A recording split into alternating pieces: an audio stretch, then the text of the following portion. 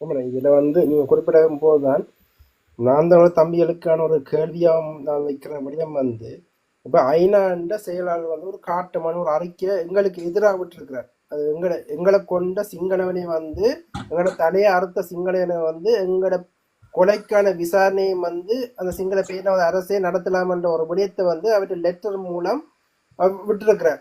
அதுக்கு எதிராக உண்மையான தமிழ் தேசம் உண்மையா ஈழத்தமிழ் மீது அக்கறை கொண்ட ஒரு நபரா சீமானவர்கள் இருந்திருந்தால், நாம் கட்சி இருந்திருந்தால், இப்ப அவருக்கு வாக்கு போட்ட 35 லட்சம் இளைஞர்களை வச்சு ஒரு பாரிய பெட்டிஷன் எதிர்ப்பு, பாரிய ஆர்ப்பாட்டம், பாரிய பெட்டிஷன் இந்தியா தமிழ்நாடே கொந்தளிச்சிருக்குமே. எப்படி ஐநா செயலாளர் இப்படி ஒரு அறிக்கையை விடலாமன்ற ரீதியில கொந்தளிச்சு. அதுக்கு முதல் இது எங்களோட யாழ்ப்பாணத்துல 3 சிங்கள எம்பிமார் வரும்போதும் சீமான் அவர் கொந்தளிச்சிருப்பார். உண்மையா எங்கள் மீது அக்கறை கொண்ட நபரா இருந்திருந்தால் எங்களோட யாழ்ப்பாணத்தில் மற்றது எங்களோட வடக்கு கிழக்கு தமிழர் பிரதேசத்தில் எப்படி 8 ஏபி மெம்பர்ஸ் பார்லமெண்ட் மெம்பர்ஸா வரலாம் என்று கொந்தளிச்சு அவர் பாரிய ஆர்ப்பாட்டங்கள், போராட்டங்கள், விழிப்புணர்வு நடத்தியிருப்பார். மாறாக சீமானவர்கள் என்ன செய்கிறார் என்றால் 3% வாங்கின அனுரா இப்ப இலங்கையின இலங்கை ஆயிட்டார். அதே போல தானும் அடுத்த தேர்தலில் அப்படி வருவார் என்று அனுராவை டிரெக்டாவே பாராட்டுறார். ஒரு சிங்களனுக்கு எதிராக கட்சி தொடங்கின சீமானவர்கள் கடைசியா தமிழரை அழிக்கிறதுக்கு பின் முக்கியமா இனவாதத்தை கக்கி கொண்டு எங்கட இன அழிப்புல பங்கு பெற்ற ஜேபி கட்சிக்கு கைதாட்டி பாராட்டுறார் என்றால் சீமான் என்றவர் யார் என்று அறிவில்லாத தமிழர்களுக்கும் புரியும். அறிவு சார்ந்த தமிழர்களுக்கு தெளிவா தெரியும். ஆனால் அப்படி இருந்தும் இங்க இவ்வளவு நாளும் ஊடகம் நடத்துற ஒரு ஊடகவியாளர் என்ன சொல்றார்? விஜயை தாக்கி சீமான புகழ்றார். அவர் சீமான புகழ்றார் என்றால் இந்த ஊடகவியாளர்கள் எல்லாம் எப்படி செயல்பட்டு கொண்டு இருக்கிறார்கள் என்று உங்களுக்கு உங்களோட புத்தியிலே கொஞ்சம் சிந்திச்சு பாருங்கள். அதிலும் அவர் ஒரு குறிப்பிட்ட நபரை நல்ல ஒரு பெண்மணியை குறிப்பிட்டு இருக்கிறார். அவர் போல இந்தியாவில் எல்லா தமிழரும் எல்லா அரசியல்வாதியும் அவர் போல உழைக்கட்டான். அந்த பெண்மணி என்ன செய்கிறா? ராஜீவ் காந்திக்கு இந்த எங்கட ஈழத்துல இனஅழிப்பு செய்த ராஜீவ் காந்திக்கு இந்தியாவில போய் அஞ்சலி செலுத்துறா. அந்த பெண்மணி போல எங்கட ஈழத்தமிழர் செயல்படணும், எங்கட அரசியல்வாதியை செயல்படணும் என்று ஓப்புனாவே தண்ட ஊடகத்துல ஒரு பெரிய ஈழத்தமிழருக்கு இருக்க ஒரு பெரிய ஊடகத்துல அதனால் அதன் முக்கிய ஊடகவியாளர் அந்த ஊடகவியாளர் இந்த கருத்தை எங்கள் மக்கள் மீது பதிவு செய்கிறார் என்றால் இந்த ஊடகம் எப்படி இவ்வளவு காலம் செயற்பட்டதுன்றதை நாங்கள் இப்போ கனகாலமா சொல்லியிருந்தோம். அதை அவரே தன் வாயால வெளிப்படுத்துறாரு. அந்த ஊடகம் யாருக்கு பிற அது குறிப்பா உலகத்தமிழர் ஒரு வார்த்தை நடுவலம் திருப்பி வைக்கிறார். யார் உலகத்தமிழர்? எங்களுக்கான ஒரு அடையாளம் இருக்கு. நாங்கள் போராட எங்களுக்கான தமிழ் ஈழத்துக்காண்டி எங்களோட ஈழத்துக்காண்டியே நாங்கள் போராடினாங்க ஒழிய நாங்கள் தமிழ்நாட்டுக்கோ மலேசியாக்கோ அதோட குறிப்பா மலைய தமிழர்களுக்கு எங்கட சிங்கள பிரதேசத்துல வாழும் மலைய தமிழர்கள் கூட நாங்கள் போராடையில் அதை தேசத்துல தெளிவா பத்திரிகை மாநாட்டில் தெளிவா சொல்லி இருப்பார். உங்களுக்கு தலைவர்கள் இருக்கிறார்கள், நீங்கள் உதவின்னு சொல்லி கேட்டீங்க. உங்களோட தலைவர்கள் கேட்டார்கள், நாங்கள் உதவி செய்ய முடிய நாங்கள் எங்களுக்கான எங்களோட வடக்கு கிழக்காடிதான் நாங்கள் போராடி கொண்டிருக்கிறோம் முடிய தமிழ்நாட்டுக்கோ வேற ஒரு பிரதேசத்துக்கும் நாங்கள் போராடி இது தர என்னென்றால் முக்கியமாக அண்ணா அவர்களினுடைய தத்துவம் என்ன? அவரினுடைய தத்துவம் ஈழம், அவருடைய தத்துவ கோட்பாடு ஈழம். இந்த ஈழத்தினுடைய வரையறை என்னன்றதை மட்டும் நாங்கள் பார்க்க வேண்டிய தேவை இருக்குது. அப்ப ஈழத்தமிழனுக்குரிய நாடு என்பது ஈழம். இப்ப பொதுவாக இலங்கையில வாழ்ற மக்கள் இப்ப இப்படி பாருங்க, எப்படி என்று சொன்னால் இப்ப தமிழ்நாட்டுல வாழ்ற தமிழ் மக்கள் போன்று ஒரு மொழி வழியாக வாழ்ந்திருந்தால் நாங்களும் வடக்கிலும் கிழக்கிலும் மொழி வழி ரீதியாக தமிழை பேசுகின்றவர்களாக நாங்கள் வாழ்ந்திருந்தால் அது ஒரு வேறொரு பதமாக மாற்றப்பட்டிருக்கும் இந்த உலகத்தினுடைய அரசியல். ஆனால் ஒரு 30 வருடங்கள் ஒரு ஆயுத போராட்டத்தோடு நின்று தங்களை இந்த போரோடு நிறுத்திய ஒரு சமூகம், இந்த சமூகத்தை தோற்கடிக்க வேண்டிய 3 தலைமுறை பிள்ளைகளுடைய வாழ்வியலில் இந்த நாம் தமிழர் கட்சியும் அந்த தலைமைத்துவமும் இந்த ரோவும் மிக நுண்ணியமான முறையில் செயல்பட்டு கொண்டிருக்கிறார்கள். அதனுடைய ஆதாரமும் என்னிடம் இருக்கிறது. நான் உங்களுக்கு தெளிவாக சொல்லுகின்றேன். எப்படி என்றால் ஒரு நிமிடம் கதையுங்கள் தரன் பெறுகிறேன். ஆமாண்ணா, இதில் வந்து ஒரு நண்பர் கேட்டிருக்கார், நாங்கள் கட்சியை பற்றி நீங்கள் கதைக்கிறீங்களேண்டு. ஆரம்பத்தில் வந்திருந்து கேட்டிருந்தேன், நாங்கள் ரணிலை பற்றி கதைச்சிருந்தோம். உங்களுக்கு உங்களுக்கு அறிவு சார்ந்து ஒரு கருத்தை வந்து உங்களால் பதிவிட முடியுமா? அதை உள்வாங்க தான் உங்களால் முடியுமா? காவலண்ட நண்பர், உங்களுக்கு நான் கேட்குறேன், உங்கள்கிட்ட மூளைன்றது ஒன்று படைச்சிருக்க இல்லோ, அந்த மூளை வந்து தனிய மண்ணாங்கட்டி தான் அதுக்குள்ளே இருக்குதா, அல்லது கொஞ்சம் அறிவு கூட கூட மண்டைக்குள்ளே இருக்கானது வந்து ஒரு சிந்திச்சு பாருங்கள். நாங்கள் வந்து ரணில்ட கைது அதன் பின்னால் இருக்கிற நாடகத்தை பற்றி உரையாடி கொண்டு இருக்கிறோம். இதுல வந்து எங்களை வந்து ஈழத்தமிழரை எங்களை வந்து உலகத்தமிழராக மாத்திர அந்த இந்தியாண்ட நயஞ்ச செயலைத்தான் நாங்கள் வந்து உரையாடி கொண்டு இருக்கிறோம். எப்படி வந்து நாங்கள் ஈழத்தமிழராகி நாங்கள் எங்களை தேசுறோம், ஈழத்துக்கான தேசித்தலைவராகிய எங்களை தேசித்தலைவர் வந்து உலக தேசித்தலைவராகவும் ஈழத்தமிழர் எங்களை வந்து உலகத்தமிழராகவும் வந்து மாற்றும் வேலையை வந்து இவர்கள் செய்து கொண்டிருக்கிறார்கள். அந்த செயலை வந்து எப்படி உண்மையான உணர்வுள்ள ஒரு ஈழத்தமிழனா எங்களை தேசித்தலைவரை நேசிக்கிறவரா எங்களை மண்ணை நேசிக்கிறவரா இருந்திருந்தால் நீங்கள் வந்து தட்டி கேட்பீங்க. அதோட வந்து இப்ப ஐநா செயலாளர் அறிக்கை வந்திருக்கு, ஏன் சீமானவர்கள் போராடையில எங்கட வச்சு எங்கட சீமானவர்கள் வந்து எங்கட ஈழத்தை வச்சு எங்கட வரலாற்றை வந்து மாத்தி கொண்டிருக்கிற எங்கட வரலாற்றை வந்து மாற்றும் போது நாங்கள் குரல் கொடுக்கிறோம். ஓகே, நன்றி நன்றி தரன். அப்ப அவர் என்ன சொல்லுகின்றார் என்றால் தரன், இன்றும் அந்த ஆதாரங்கள் இணையதளங்களில் இருக்கிறது. தான் டெல்லி செல்லுகின்றாராம். டெல்லி சென்ற பின் தங்களுடைய தம்பிமார் அங்கே தள்ளி நிற்கிறார்களாம். பார்த்தால் தன்னை வந்து இராணுவத்தினர் சூழுகின்றாராம். எந்த இராணுவத்தினர்? எங்களினுடைய மண்ணில் எங்களுடைய பெண்களின் இரத்தத்தை குடித்த இந்திய இராணுவம் தன்னை வந்து சூழ்ந்து கொண்டு படம் எடுக்கின்றார்களாம். இவர் வைத்திருப்பது மாமனிதர் அவர்களுடைய நிழல் படம். அந்த நிழல் படத்தின் இருக்கின்ற தத்துவங்கள் என்று சொல்லிக்கொண்டு தமிழர்களையும் இளையோர்களையும் ஏமாற்றிக் கொண்டு தான் டெல்லிக்கு சென்ற பின் தன்னை வந்து படம் எடுத்தார்களாம். யார் எடுத்தார்கள்? இந்திய இராணுவம் எடுத்தார்களாம். அப்ப இவர்களுக்கும் தமிழீழ கோட்பாட்டுக்குள் இருப்பவர்களுக்கும் இன்று நான் வெளியிட்டிருக்கின்ற திலிபண்ணா அவர்களுடைய பாடலிலும் திலிபண்ணாவினுடைய பசியை மறந்து மூடிய இந்தியாவினுடைய இதயமும், ஆனால் எம்மை அழிப்பதற்காக முள்ளிக்கரை ஓரம் வரை அவர்களுடைய நடவடிக்கை இருந்தது. இந்திய அரசாங்கத்தினுடைய நடவடிக்கை இன்று வரை, ரணிலினுடைய கைது தொடக்கம் இன்று வரை உண்மையான விடயத்தை வைத்து ரணிலை கைது செய்ய விடாமல் தமிழர்களுக்கு ஏதோ ஒரு விடையில் ஒரு 20% சிங்களம் செய்த துன்புறுத்தல் விடயங்களில் அவர்கள் ஒரு நிகழ்ச்சி நிரலை உலகத்துக்கு சொல்லிவிடுவார்கள் என்கின்ற பதப்பொருளையே இந்த இந்தியா நகர்த்தி ரணில் அவர்களை ஒரு ஊழல் விடயங்களில் கைது செய்கின்ற போன்ற ஒரு மாயையும் நாங்கள் அரசியலில் பார்த்திருக்கோம்.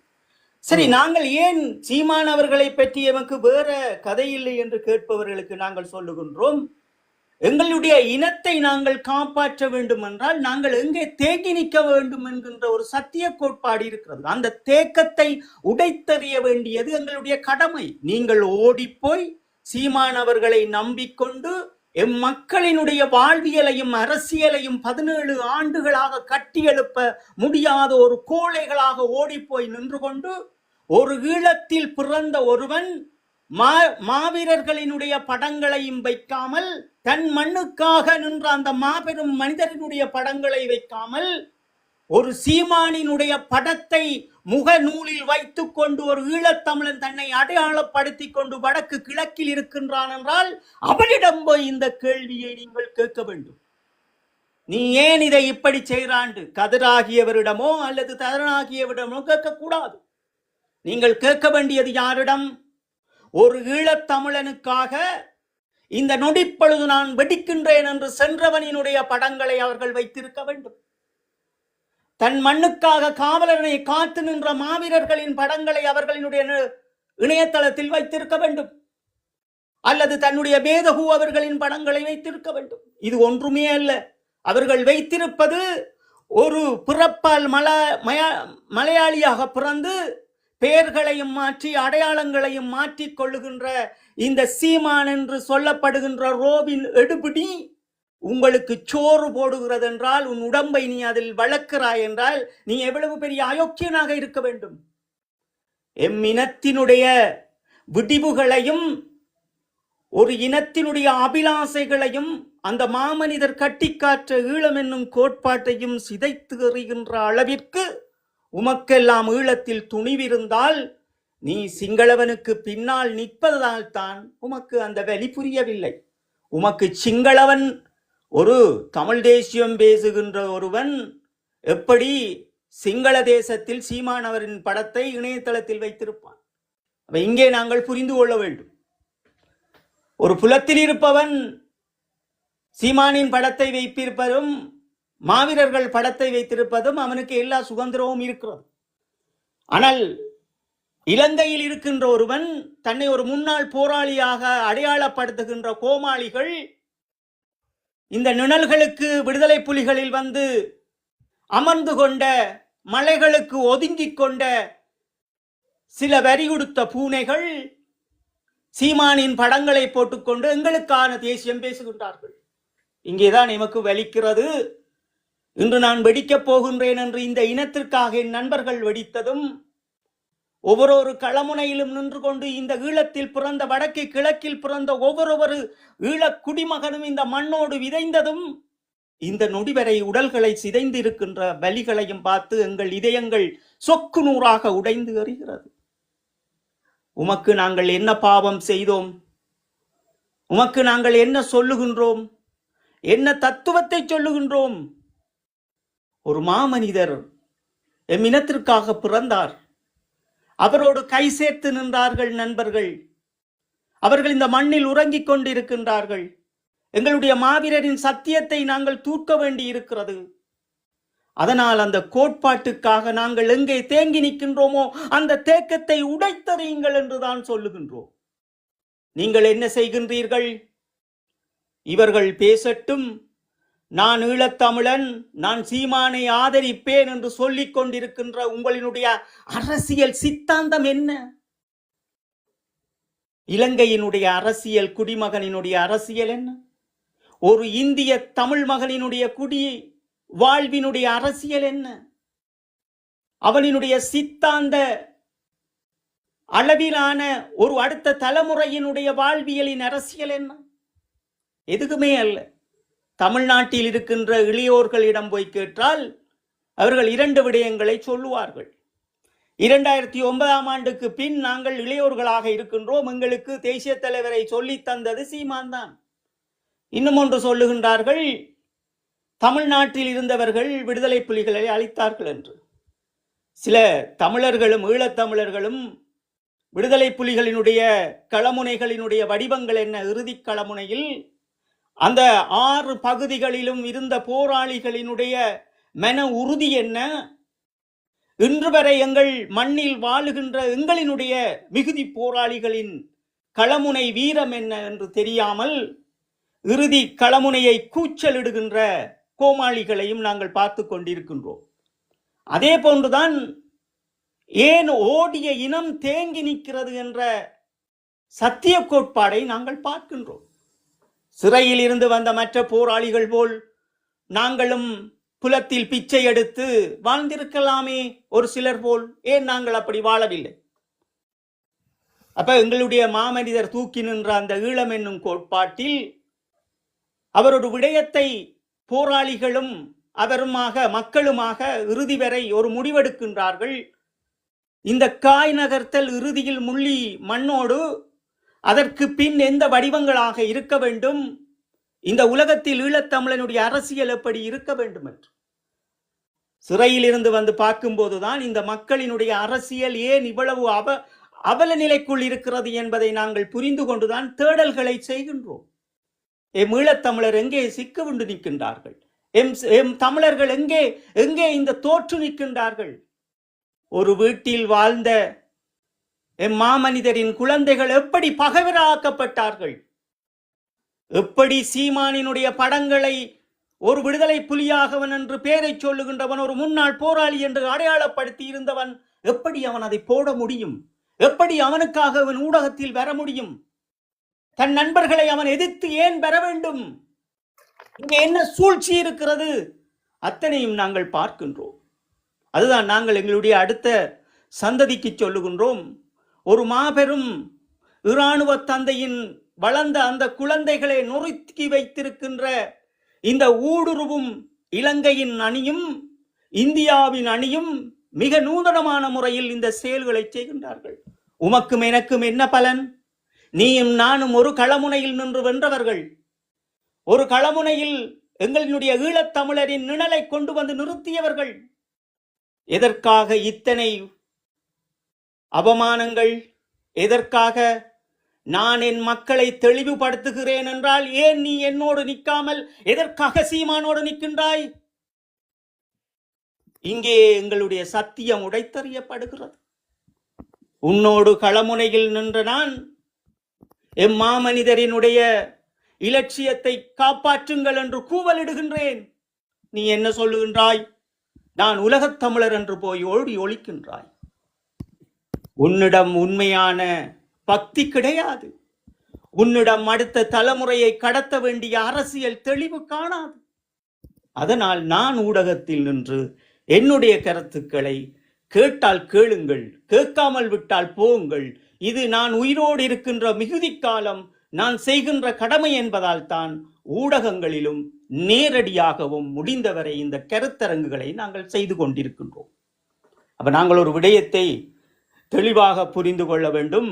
எம் பகைவன் எம்மை சுற்றி என்ன செய்கின்றான், அந்த அடிப்படையிலேயே நாங்கள் புரிந்து கொள்ள முடியும். ஏன் நாங்கள் ஈழத்தில் ஒரு அரசியலை சித்தாந்தத்தோடு நாங்கள் ஏன் உருவாக்க முடியாமல், கட்டி எழுப்ப முடியாமல் ஏன் நாங்கள் இப்படி அலைந்து கொண்டு திரிகின்றோம் என்பதையும், பிளவுண்டு நிற்கின்றோம் என்பதையும் நாங்கள் தெளிவுபட வேண்டி இருக்கிறது. இந்த தெளிவூட்டலின் அடிப்படையில் தான் நாங்களும் இந்த கருத்தரங்குகள் என்கின்ற தலைப்பில் உரையாடி கொண்டிருக்கின்றோம். அப்பதான் நாங்கள் முக்கியமாக எங்களினுடைய பகைவர் யார், எங்களினுடைய உணர்வாளன் யார் என்பதை நாங்கள் புரிந்து கொள்ள வேண்டும். அப்ப மாமனிதர் அவர்களினுடைய படங்களை தூக்குபவர்கள் எல்லாம் உணர்வாளர்கள் கிடையாது, அல்லது மாவீரர்களை நேசிப்பவர்கள் எல்லாம் உணர்வாளர்களும் கிடையாது. இதை எப்படி உணர்வாளர்களால் மாற்றிக்கொள்வது என்றால் உண்மைகளை நாங்கள் பேச வேண்டும். அதைத்தான் பேசுகின்றோம். என் அன்புக்குரிய இளையோர்களே, புரிந்து கொள்ளுங்கள். நாங்கள் ஏன் 17 ஆண்டுகளாக ஒரு தீர்வுமின்றி இப்படி இருக்கின்றோம்? ஒரு ஈழத்தமிழன் தன்னுடைய அடையாளத்தை ஏன் துளைக்க வேண்டும்? ஏன் அவன் உலகத்தமிழராக மாற வேண்டும்? ஏன் அவர்களுடைய தலைவர் கற்றுக் கொடுத்த அந்த ஈழம் என்னும் கோட்பாடை ஏன் சிதறடிக்க வேண்டும் என்றால் அவனுக்கு புரிய வேண்டும். இலங்கை அரசாங்கம் நடத்துகின்ற நாடகங்களும், இந்திய அரசாங்கம் நடத்துகின்ற நாடகங்களும், இந்திய அரசாங்கம் அம்பானிக்கு எங்களுடைய மண்ணை வாங்கி கொடுக்கின்ற விடயங்களும் நீ அறியாமல் ஒரு அரசியல் பேச முடியாது. இதையெல்லாம் நீ அறியாமல் சீமானின் படத்தை வைத்திருக்க முடியாது. நீ சீமானின் படத்தை வைத்திருப்பது நீ உன் இனத்தை உமிழ்ந்து தள்ளுவதற்கு சமமானது. நீ ஒரு ஈழத்தமிழன் அரசியலை எந்த வகையில் முதலமைச்சர் பதவியை கொண்டு வந்து இந்தியாவில் இருந்து காய் நகர்த்த போகிறாய் என்பதை நீ சித்தாந்தத்தை புரிந்து கொள். இந்தியாவில் இருக்கின்ற அரசியலினுடைய சித்தாந்தம் என்ன? அவர்களினுடைய சட்டமன்றம், அவர்களினுடைய நாடாளுமன்றம், அவர்களினுடைய முதலமைச்சர், ஆளுநருக்கு கீழ் முதலமைச்சர். இதுதான் தமிழ்நாட்டினுடைய அரசியல் சித்தாந்தம். இதற்குள் அவர்களுடைய நிதித்துறை, நீதித்துறை. இதைவிட உங்களால் அந்த நாட்டில், அந்த தமிழ்நாட்டிலே என்ன இருக்கிறது? இந்த நீதித்துறையிடம் இருந்து நீங்கள் எதை பெற முடியும்? நிதித்துறையிடம் இருந்தாவது எதுவும் பெற முடியும் என்றால் ஒருவேளை சோத்துக்கு இந்தியாவில் மக்கள் தெருவில் கிடக்கின்றார்கள். அவர்களுக்கு சோறு போடாத இந்த தமிழ்நாட்டு அரசாங்கமும் உங்களுக்கு சோறு போட போறது கிடையாது. ஒரு ஈழத்தமிழனை கூட்டிக் கொண்டு இந்திய சினிமா வாழுகின்ற வாழ்க்கையை நீங்கள் மறந்துவிட முடியாது. தமிழ்நாட்டில் சீமானோடு நின்று கொண்டு தேசியம் பேச நினைப்பவர்கள், அவர்களுடைய சட்டமன்றம் என்னவென்றால் புரிந்து கொள்ள வேண்டும், நாடாளுமன்றம் என்ன, நிர்வாகம் என்ன என்பது புரிந்து கொள்ள வேண்டும், ஆளுநர் எதற்காக இருக்கிறார், அதுக்கு பிறகு எதற்கு முதலமைச்சர் வருகிறார் என்பதை புரிந்து கொள்ள வேண்டும். இந்த அமைச்சரவையின் ஊடாக நிதித்துறையும் நீதித்துறையும் மேல்முறையீடு மன்றமும் கீழ்மட்ட நீதிமன்றத்தையும் வைத்துக் கொண்டு நாங்கள் எதை சாதிக்க முடியும்? எங்களால் தமிழ்நாட்டு மக்களிடம் இருந்து ஒன்றே இந்த நாடாளுமன்றம் ஊடாக சாதிக்க முடியும். எம்மை அளித்தது ஒரு இன அழிப்பு என்பதும் வருகின்ற பொறிமுறைகளை எமக்கு சாதகமாக நாங்கள் திருப்பி அடிப்பதற்கு இன்று 20ஆம் தேதி ஐக்கிய நாடுகள் சபைகளினுடைய செயலாளர் நாயகம் அவர்கள் வெளியிட்டிருக்கின்ற இந்த விடயத்தில் ஒரு தமிழ்நாட்டில் நாங்கள் ஒரு அரசியலை எங்களுடைய அரசியல்வாதிகள் அன்போடும் பண்போடும் உருவாக்கி இருந்தால், சீமான் அவர்களை எடுத்து நிற்கின்ற இதே கோமாளி கூட்டம் தமிழ்நாட்டை சரியாக பயன்படுத்தி இருந்தால், இதே நாங்கள் ஒரு அவசர நாடாளுமன்றத்தை கூப்பிட்டு இந்த பொறிமுறையை நாங்கள் தோற்கடித்திருக்கலாம். இதைத்தான் நாங்கள் சொல்லுகின்றோம். என் அன்புக்குரியவர்களே, இந்த அரசியல் சித்தாந்தங்களை புரிந்து கொள்ளுங்கள். எமக்கு நடக்கின்ற விடயங்களை உன்னிப்பாக பாருங்கள். நாங்கள் தமிழ்நாட்டை எப்படி பயன்படுத்துவது என்பதை புரிந்து கொள்ளுங்கள். அறகுறையாக ஒரு காணொளியை கேட்பது, அறகுறையாக ஒரு பேச்சை பேசுவது, அல்லது தங்களுடைய தலைவர் சொல்லிட்டார் என்பதற்காக ஒருவரை விமர்சிப்பது, இது அரசியல் கிடையாது. அரசியல் என்பது சித்தாந்தம். அவர்களுடைய சித்தாந்தங்களை ஊடகங்களில் பேசுவதுதான் சித்தாந்தம். ஈழத்தமிழன் அழிந்தான் என்பதை பேசுவது சித்தாந்தம் கிடையாது. அது உலகம் எடுத்த முடிவு. தமிழீழ விடுதலை புலிகள் என்னும் நெருப்போடு விளையாடியது உலக தேசம். அதற்கு பின் ஈழத்தமிழர்களோடு இன்று விளையாடுகின்றதை நீங்கள் எல்லாம் பார்த்து கொண்டிருக்கின்றீர்களே, அறிவுற்ற மனிதர்களாக. நாங்கள் அதைத்தான் உங்களுக்கு சொல்லுகின்றோம். புரிந்து கொள்ளுங்கள். எந்த இடத்தில் காய் நகர்த்த வேண்டும் என்று தவறி நிற்கின்ற கட்டமைப்புகள். ஐக்கிய நாடுகள் சபைகளில் வேலை செய்கின்றவர்கள், ஒரு வேலை திட்டத்தை ஐக்கிய நாடுகள் சபைகளில் காய் நகர்த்துகின்றவர்கள், ஏன் இந்தியாவில் ஒரு மொழியை பேசுகின்ற ஒரு மாநிலத்தில் இருக்கின்ற ஆட்சியின் வரைவில் சட்டமன்றத்தை எப்படி பயன்படுத்த வேண்டும் என்று தெரியாத நீங்கள் எல்லாம் எதற்கு ஐக்கிய நாடுகள் சபையில் நின்று கொண்டு எம் ஈழத்தமிழரை ஏமாற்றுகின்றீர்கள்? அதே போன்றுதான் வடக்கு கிழக்கிலும் இருக்கின்ற அரசியல் கோமாளிகளுக்கு நாங்கள் சொல்லுகின்றோம், உங்களால் தான் இலங்கை சட்டமன்றத்தில் ஒன்றுமே செய்ய முடியாது என்றால் அயல் நாட்டில் இருக்கின்ற சட்டமன்றங்களை எப்படி பயன்படுத்த வேண்டும் என்று தெரியாத கூழ்முட்டைகளா நீங்கள்? உங்களுடைய சொத்துக்களையும் உங்களுடைய உறவுகளையும் உங்களினுடைய அந்த பதவியையும் பாதுகாப்பதற்காக நீங்கள் அரசியல் பேசுகின்றீர்கள். யாரை நீங்கள் ஏமாற்றுகிறீர்கள்? உங்களினுடைய இனத்தை. நீங்கள் மலேசிய தமிழர்களை ஏமாற்றியவர்கள் கிடையாது, நீங்கள் சிங்கப்பூர் தமிழர்களை ஏமாற்றியவர்கள் கிடையாது. உங்களினுடைய இனத்தையே நீங்கள் ஏமாற்றுகிறீர்கள். உங்களுக்காக மடிந்தவரின் குடும்பத்தை ஏமாற்றுகிறீர்கள். உங்களுடைய பிள்ளைகளுக்காக வளர வேண்டும் என்று அடுத்த சந்ததிக்காக களமுனையில் நின்று உயிரை தந்தவர்களினுடைய அந்த உரிமையையும் அவர்களுடைய தியாகங்களையும் அவமதிக்கின்றீர்கள். உடனே சரி செய்யுங்கள். எந்த விடயத்தை நீங்கள் தூக்கி நிற்க வேண்டுமோ அந்த விடயத்தை தூக்கி நில்லுங்கள். இந்த ஆண்டோடு உங்களிடம் இருந்து எல்லாம் மாறுபட வேண்டும். ஒரு தமிழ்நாட்டு அரசியல் எமக்கு எப்படி இருக்க வேண்டும், அந்த நாடாளுமன்றத்தை நாங்கள் எப்படி ஒரு வரைவோடு கொண்டு வந்திருக்க வேண்டும். 16 ஆண்டுகள், இந்த 16 ஆண்டுகளும் சிதைத்து வைத்திருக்கின்ற இந்த உங்களினுடைய சந்ததிக்கு நீங்கள் செய்திருக்கின்ற ஒவ்வொரு மாவீரருக்கும் நீங்கள் செய்திருக்கின்ற மிக பெரும் கொடுமா, ஒரு காட்டி கொடுத்தவனை விட நீங்கள் செய்திருக்கின்றது மிக பெரும் துரோகம். ஒரு காட்டி கொடுத்தவன் அந்தண்டே அவன் காட்டி கொடுத்துட்டு அவன் போயிருப்பான். ஆனால் நீங்கள் ஒவ்வொரு நாளும் காட்டி கொடுப்பதும், ஒவ்வொரு நாளும் சித்தாந்தங்களை உடைப்பதும், ஒரு நம்பிக்கையை கொடுத்து எங்கள் இளையோர்களினுடைய அரசியலை துண்டித்து வைத்திருப்பதையும் எங்களால் ஏற்றுக்கொள்ளவே முடியாது. இப்ப நாங்கள் ஏன் பேசுகின்றோம் என்றால், உண்மைகளை புரிந்து கொள்ளுங்கள்.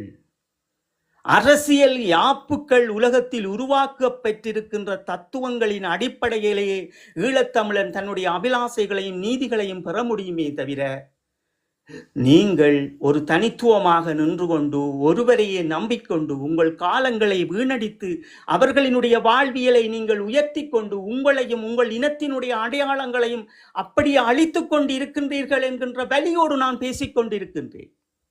என் இனம் எங்கே விழப்பட்டிருக்கிறது? என் இனம் எங்கே தோல்வியடைந்து நிற்கிறது? ஏன் ஈழத்தினுடைய இராணுவம் வீழ்த்தப்பட்ட பிறகு அவர்களுடைய அரசியல் எங்கே? அவர்களுடைய ஒற்றுமை எங்கே? அவர்களுடைய நீதி எங்கே? இப்ப நாங்கள் இதையெல்லாம் தேடுகின்றோம். நாங்கள் என்ன சொல்லுகின்றோம், என்ன சொல்ல வருகின்றோம் என்ற விதம் பிழையாக இருக்கலாம். ஆனால் உங்களுக்கு புரியும் நாங்கள் என்ன வழிகளோடு பேசுகின்றோம். எத்தனை ஆண்டுகள் காத்திருக்க சொல்லுகின்றீர்கள், எத்தனை ஆண்டுகளுக்கு நாங்கள் இதை எடுத்துச் செல்வது. அப்ப நீங்கள் புரிந்து கொள்ள வேண்டும், நாங்கள் ஒரு விடயத்தை செய்கின்ற போது அந்த விடயத்தை செய்ய விடாமல் நீங்கள் தடுத்து நிற்பது அது மிக பெரும் அயோக்கியத்தனம். அதை நாங்கள் உங்களுக்கு சொல்லுகின்றோம் என்னவென்றால், நீங்கள் தெளிவாக முடியாமல், ஒரு ஈழத்தமிழன் தன்னுடைய அரசியலை புரிய முடியாமல் அல்லது தெளிவாக இருக்க முடியாமல் நாங்கள் எதையும் பெற்றுவிட முடியாது. எம்மை சுற்றி பகைவன் பகையாடிக்கொண்டே இருப்பான். இதையெல்லாம் நாங்கள் உடைத்தெறிய வேண்டும் என்றால் நீங்கள் தொடர்ச்சியாக உங்களை மாற்றிக்கொள்ளத்தான் வேண்டும். எமக்கு தேவை எது தேவை, அந்த தேவையின் நிமித்தம் நாங்கள் எங்களினுடைய மண்ணுக்காக மடிந்தவர்களுக்காகவும் மேதகு அவர்களின் சத்தியத்தோடும் உலகமெல்லாம் இருக்கின்ற பாராளுமன்றங்களையும் உலக தேசம் எங்கும் இருக்கின்ற மொழிவழிப்பட்ட உறவு முறைகளையும் நாங்கள் பேண வேண்டி இருக்கிறது. அப்ப இன்றைக்கு தமிழ்நாட்டில் இருந்து கொண்டு சீமான் அவர்கள் மலையாளியையும் பிரித்துக் கொண்டு தெலுங்கர்களையும் பிரித்துக் கொண்டு ஏன் துண்டித்தார்? அவருக்கு என்ன தேவை இருக்கிறது? அப்ப நீங்கள் இதெல்லாம் புரிந்து கொள்ள மாட்டீர்கள். ஒரு ஈழத்தமிழன் விடுதலை பெற வேண்டும் என்றால் எம்மை சுற்றியுள்ள பாராளுமன்றங்கள் அது அனைத்திலையும், அது பிறமொழியாக இருந்தாலும் சரி, அது மலையாளியாக இருந்தாலும் சரி, தெலுங்காக இருந்தாலும் சரி, ஹிந்தியாக இருந்தாலும் சரி, அல்லது எந்த மொழியாக உருதாக இருந்தாலும் சரி, நாங்கள் நல்லிணக்கத்தோடு எங்கள் அரசியலை கட்டி எழுப்புவது, அதன் ஊடாகத்தான் நாங்கள் விடுதலை அடைய முடியும். சீமானூடாக விடுதலை அடையும் என்று நினைக்கின்ற உங்களுடைய அம்மாவும் அப்பாவும் உங்களுக்கு சொல்லி தந்திருக்கிற சித்தாந்தம், அவர்களுக்கு அரசியலும் புரியவில்லை, அவர்களுக்கு உலகத்தினுடைய நீதியும் புரியவில்லை, அவர்களுக்கு தங்களையே புரியவில்லை யார் என்பது. சீமானால் எப்படி முடியும்? ஏன் சீமான் அவர்கள் தமிழர்களிடம் இருந்து ஏன் ஈழத்தமிழர்களை வேறு மொழியாளர்களிடமிருந்து பிரித்தார்கள்? நீங்கள் யோசித்து பார்த்தது உண்டா எப்பயாவது? எதற்கு ஒரு மலையாளி மொழி பேசுகின்றவர்களிடம் தேசிய தலைவரை நிறுத்தி பகைவனாக மாற்றி வைத்திருக்கிறார்கள்? நீங்கள் எப்போதும் சிந்தித்ததுண்டா? நீங்கள் எப்போதும் சிந்தித்ததுண்டா? ஒரு தெலுங்கு பேசுகின்றவர்களிடம் எங்களுடைய அண்ணாவின் படத்தை வைத்து ஏன் இவ்வளவு அவமானப்படுத்தியிருக்கிறார்கள் என்று சிந்தித்ததுண்டா? நீங்கள் ஒன்றும் சிந்திக்க மாட்டீர்கள். ஏன்? உங்களுக்கு விடுதலையாக விருப்பம் அல்ல. இந்தியன் ரோ போடுவதை நக்கி போட்டு போவீர்கள். நீங்கள் உங்களுக்கு காரு, கடை, வீடு, காரு, கடை, பணம், இதை விட்டால் வேறு ஒன்றுமல்ல. அப்போ நீங்கள் என்ன செய்ய வேண்டும்? ஒரு புலத்தில் இருக்கின்ற தமிழர்களாவது விழித்துக் கொண்டு சரியாக பயணித்திருக்க வேண்டும். அல்லது ஈழத்தில் இருக்கின்ற அரசியல்வாதிகளாவது இதையெல்லாம் தெரிந்து கொண்டு இருக்க வேண்டும். இன்று ரணிலுக்காக ஓடி போகின்ற தமிழர்கள் எல்லாம் ஏன் பிறமொழியாளர்களிடம் ஓடவில்லை? ஏன் சரியான முறையில் தமிழ்நாட்டு அரசியலில் நின்று கொண்டு அந்த பாராளுமன்றத்தை ஐக்கிய நாடுகள் சபைகளுக்கு இன்னும் ஒரு பக்குவமாக அம்மையார் அவர்களுக்கு பின்கடத்தவில்லை? புரிந்தீர்களா நீங்கள் என்னவென்று? காலத்தை வீணடிப்பது, உளவியல் ரீதியான தத்துவங்களிடம் இருந்து தமிழர்களை பிரிப்பது. இப்ப உங்களுக்கு இதெல்லாம் புரிந்திருக்க வேண்டும். உளவியல் ரீதியான ஒரு வாழ்வியலையும் ஒரு அரசியலையும் தமிழர்களுக்கு திணிக்கின்றார்கள். நாங்கள் எங்கே விடுதலை பெற வேண்டும், எங்கே நாங்கள் எழுந்து அடிக்க வேண்டும் என்ற தத்துவம் உங்களுக்குள் இருந்தே பிறக்க வேண்டும். இதையெல்லாம் நீங்கள் புரியாமல், அரசியலை பற்றி அறியாமல் நீங்கள் எதுவுமே செய்ய முடியாது. நாங்கள் மீண்டும் சொல்லுகின்றோம், இந்த நாம் தமிழரை நம்பி நிற்கின்ற உறவுகளுக்கு உங்களுக்கு ஒரு செய்தியை மட்டும் நாங்கள் தெளிவாக சொல்லுகின்றோம். இந்த சட்டமன்ற உறுப்பினர்களும் நாடாளுமன்றமும், இந்த நாடாளுமன்றத்தின் ஆளுநரை தவிர்த்து அமைச்சரவைகளும் இந்த முதலமைச்சரும் நீங்கள் எப்படி பயன்படுத்த வேண்டும் என்கின்ற சத்திய கோப்பு இருக்கிறது. இந்த சத்திய கோப்பு தான் உங்களுக்கு 20ஆம் தேதி ஐக்கிய நாடுகள் சபையினுடைய செயலாளர் நாயகம் அவர்கள் வெளியிட்ட அறிக்கையினுடைய மிக பெரும் கண்டனத்தை அவர்கள் உடன் அதை ஒன்று கூடி அவர்களுக்கு ஒரு தீர்மானத்தை கொடுக்கின்ற அளவு ஈழத்தமிழனுடைய அரசியல் இருந்திருக்க வேண்டும். அப்ப ஏன் இருக்கவில்லை? உங்களினுடைய ஊடகவியலாளர்கள் தங்களினுடைய வயிற்றை கழுவுவதற்காக அவர்கள் பொது மனிதர்களாக நிற்பார்கள். தன்னை டிக்டோக்கில் ஒரு பெரிய மனிதராக காட்டிக்கொண்டு தான் ஒரு தமிழ் தேசியம் பேசுவதாக காட்டிக்கொண்டு சில கோமாளிகள் ஒரு இனத்தினுடைய அபிலாசைகளும் இளையோர்களினுடைய அபிலாசைகளையும் தொலைத்து நிற்கின்றார்கள். அப்ப நாங்கள் என்ன செய்ய வேண்டும்? முதலில் நாம் இனத்தை சுற்றி என்ன நடக்கிறது என்ற விழிப்பு வேண்டும். இந்த விழிப்பின் அடிப்படையிலேயே எங்களினுடைய அந்த இலட்சியம் என்கின்ற அந்த கோட்பாடை நாங்கள் எங்கேயும் சிதறடித்து விடாமல் எங்களுக்குள் வைத்திருந்து கொண்டு உலக பரப்பில் பேசுகின்ற ஒரு மொழியை பேசுகின்ற தமிழர்களிடம் அவர்களினுடைய அந்த நாடாளுமன்றத்தில் நாம் ஒரு மிக பெரும் பேசு பொருளான விவாதத்தை எடுத்துக்கொண்டு போக வேண்டிய அரசியல் தேவைகளும் சித்தாந்தங்களிலும் எம்மை வளர்த்து கொள்ள வேண்டுமே தவிர ஓடிப்போய் 2 விடயங்களை மட்டும் பேசுகின்ற நான் தமிழரோடு நின்று கொண்டு தமிழீழத்தை மீட்டெடுக்க தயாராகுகின்ற நீங்கள் எனக்கு ஒன்று மட்டும் சொல்லுங்கள், ஆயுதமேந்தி போராடு என்றால் இன்றே போராடிருங்கள். இதற்கு பிறகு உங்களுக்கு சந்தர்ப்பமே கிடையாது. அது இந்த மாதம் அடுத்த மாதத்துக்குள் நீங்கள் படையாக இறங்கிவிட வேண்டும். 2026க்கு பிறகு ஒவ்வொரு மனிதனையும் கண்காணிக்கின்ற அளவுக்கு இந்த உலக தேசம் கைக்குள் வந்து அவர்களுடைய இதை வந்து கொண்டு வந்துட்டார்கள். அப்போ உங்களுக்கு எல்லாம் புரிய போகிறது எதை நான் எடுத்து செல்ல வேண்டும், எதை நான் எடுத்து செல்லக்கூடாது என்பது. தமிழர்களை, ஈழத்தமிழனுடைய வாழ்வியலையும் அரசியலையும் தயவு செய்து எதுவுமே விளங்காதது போல், எப்படி நீ ஒரு ஈழத்தமிழன் ஒரு சீமானின் படத்தை வைத்திருக்கிறாயோ கோமாளி என்கின்ற அடிப்படையில் உம்மை போன்றவர்களால் தான் நம்முடைய இனம் இன்றும் விழுந்து கிடப்பதற்கு நீயே காரணம். உன்னுடைய 3 வேளை சோத்துக்காக ஒரு இனத்தினுடைய அபிலாசைகளை நீ அழித்து வைக்கிறாய் என்றாய். ஒருவன் உனக்கு பணம் போடுகின்றான், உன்னுடைய பேங்க் எல்லாமே நாங்கள் பார்த்துட்டோம், உன்னுடைய பேங்குக்கு மாதம் இவ்வளவு வந்திருக்கிறது. அந்த அடிப்படையில் உனக்கு என்ன செய்கிறார்கள்? சீமானின் படத்தை நீ வைத்துக்கொள், உனக்கு நான் இவ்வளவு எடுத்துறேன், உன்னொரு தேசியவாதி போல காட்டிட்டு உனக்கு நக்கிறதுக்கு பிச்சை சம்பளம் போடினோம். குளத்தில் இருக்கிற சில கழிசறைகள், இந்த கழிசறைகள் தான்